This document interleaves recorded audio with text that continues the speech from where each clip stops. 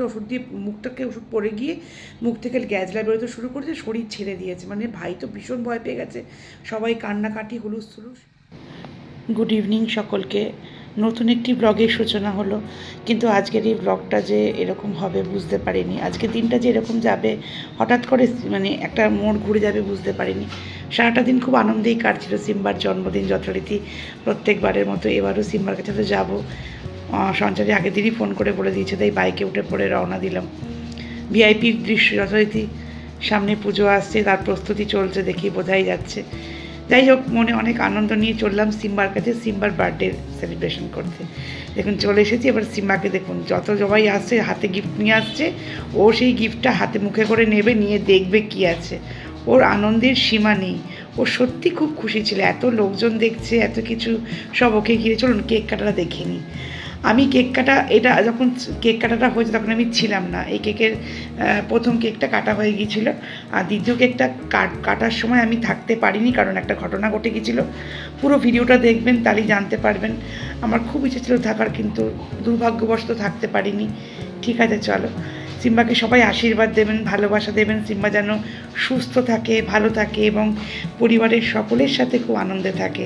এই দিনটি খুব সুন্দর করে ও প্রত্যেকবার যেন উদযাপন করতে পারে, এটি প্রার্থনা। আর আপনারাও সিম্বার জন্য এই প্রার্থনাটাই করবেন। সিম্বা ওর মা, দিদি, ভাই বোনের মধ্যে সুন্দর করে কাটাক, এটাই আমি চাই, আর এটাই আমার একমাত্র প্রার্থনা। যাই হোক, সমস্ত কিছু হয়ে যাওয়ার পর তো এই ভিডিওটা আমাকে সঞ্চারী দিয়ে দিয়েছিল, বলেছিল দিদি তুমি ওর ব্লগ করো একটা। আমি যে ব্লগ তো নিশ্চয়ই করবো, কিন্তু সত্যি কথা আজকে ব্লগ করার মতো কোনো সিচুয়েশান আমি দেখতে পাইনি। যখন ভেবেছিলাম সেকেন্ডবার কেক কাটিংটা আমি ক্যাপচার করব, তখন যা ঘটনা ঘটলো তা মানে আমি আর বলতে পারছি না। আপনারা দেখে নেবেন, বা আমি বলবো ব্লগে, পুরোটা ব্লগ দেখলে বুঝতে পারবেন যে সিম্বার মনও খুব খারাপ হয়ে গিয়েছিল। হঠাৎ করে পুরো বাড়ি ফাঁকা হয়ে গেল, ও সেটাকে অ্যাকসেপ্ট করতে পারছিল না, কিছুক্ষণ সময় লেগেছে। যাই হোক, সব শেষ ভালো যার, সব ভালো তার, সেটাই ভগবানের কাছে প্রার্থনার। আর এই দেখুন, কেক কাটা হয়ে যাওয়ার পর যখন এই ঘটনাটি ঘটেছে, তখন ও এরকমভাবে মন খারাপ করে বসে আছে। আর আমি ওকে জামা টামা খুলিয়ে ওকে দুপুরে লাঞ্চটা করিয়ে দিলাম, দিয়ে মুখ হাত পা পুছিয়ে আমি বললাম তুমি বসো। আর খুব মন খারাপ হয়ে গেছে, বাড়ি পুরো ফাঁকা হয়ে গেছে। তো এতক্ষণ অনেক লোকজন ছিল, সবাই খাচ্ছিল, খাওয়া থেকে উঠে সব চলে গেছে, হসপিটালে চলে যেতে হয়েছে বাধ্য হয়ে। তাই ওর মনটা খুব খারাপ। ওরা তো সব কিছু বুঝতে পারে। দেখুন, পশুরা না সব কিছু বুঝতে পারে, চারপেয়ে পশুরা, ওরা সব কিছু খারাপ আগে আন্দাজ করতে পারে। ওর মনটাও বোধহয় কোথাও খারাপ, কারণ ও বুঝতে পারছিল কিছু একটা হয়েছে। যাই হোক, ও হয়তো প্রার্থনা করছিল ঠাকুরের কাছে। যাই হোক, চলুন। আজকে সারাটা দিন যে এভাবে হ্যাপাজার্ডভাবে যাবে সত্যি বুঝতে পারিনি। খুব খুব সাংঘাতিক টান একটা উত্তেজনার মধ্যে দিনটা গেল। সকালবেলাটা শুরুটা হয়েছিল খুব ভালো। যথারীতি আমি সিম্বার বাড়িতে গেলাম, কিছুক্ষণ কাটালাম। সিম্বা তার আগে একটা কেক কেটেছিল, আরেকটা কেক এসেছিলো যেটা কাটবে, আমরা আরও কিছুজন লোক এলে সেটা কাটবে, সেটা কথা ছিল।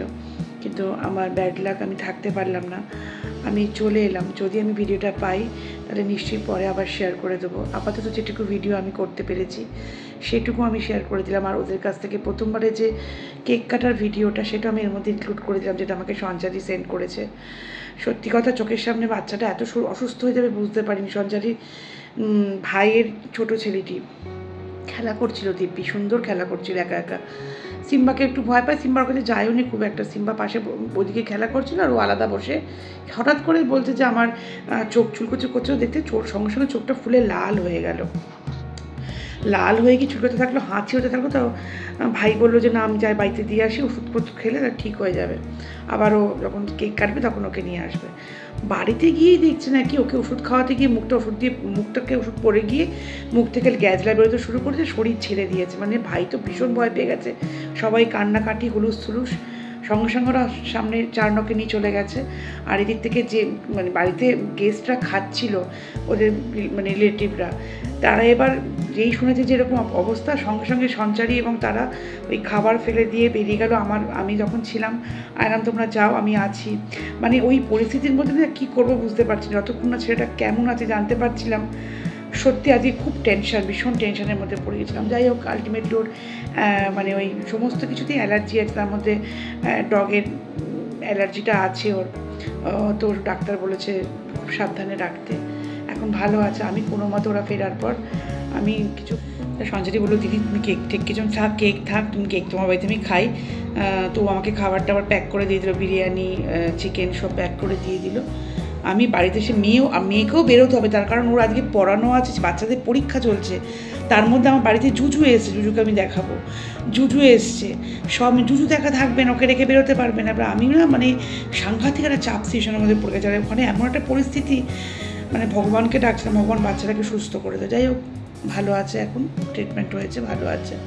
আমি বাড়িতে এসেছি। প্রত্যেকে সিম্বাকে অনেক আশীর্বাদ করবেন, অনেক আপনাদের প্রেয়ার্সে রাখবেন যাতে ভালো থাকে, সুস্থ থাকে। আর চলুন, দেখা হচ্ছে নতুন কোনো ভিডিওতে।